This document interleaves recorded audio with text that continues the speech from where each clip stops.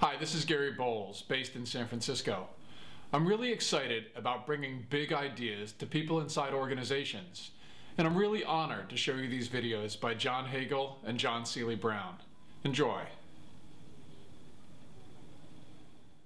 A key for being able to achieve some of the results we're talking about is kind of redefining or expanding the notion of serendipity and going one step further and actually shaping serendipity. What do you think are the ways to do that?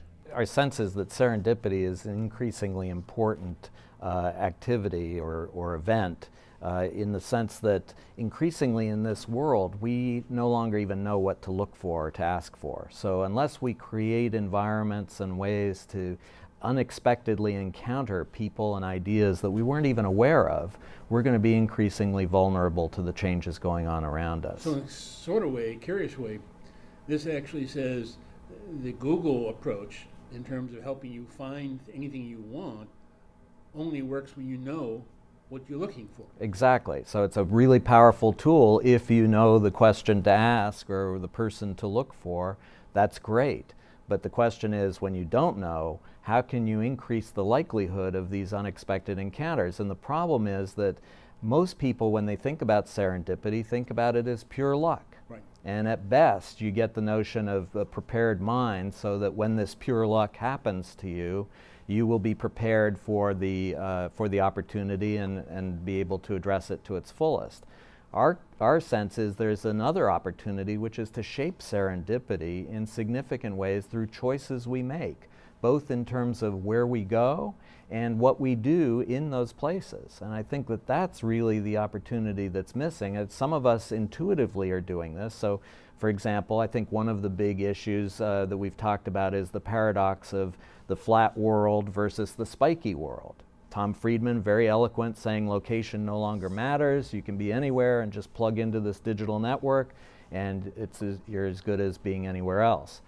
On the other hand, you have the notion that Richard Florida has talked about, the world's becoming increasingly spiky. We are moving with increasing speed into these geographic concentrations of talent.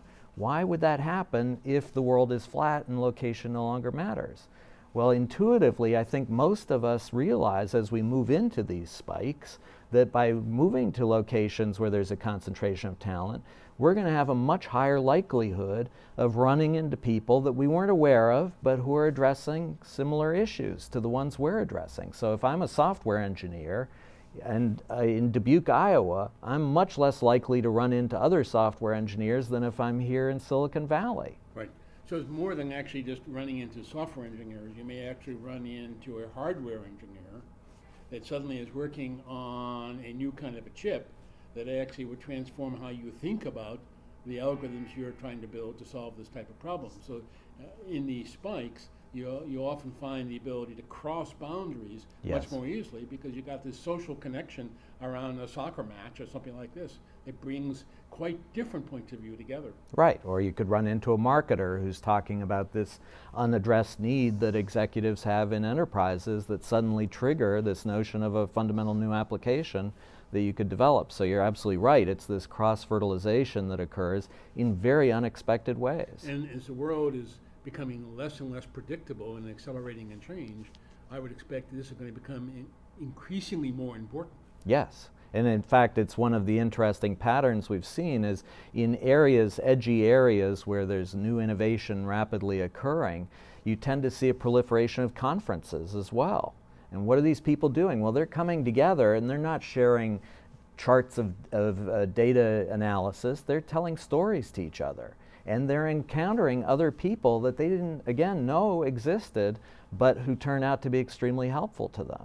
So there are all kinds of choices in terms of where you locate that can increase both the likelihood and the quality of these unexpected encounters.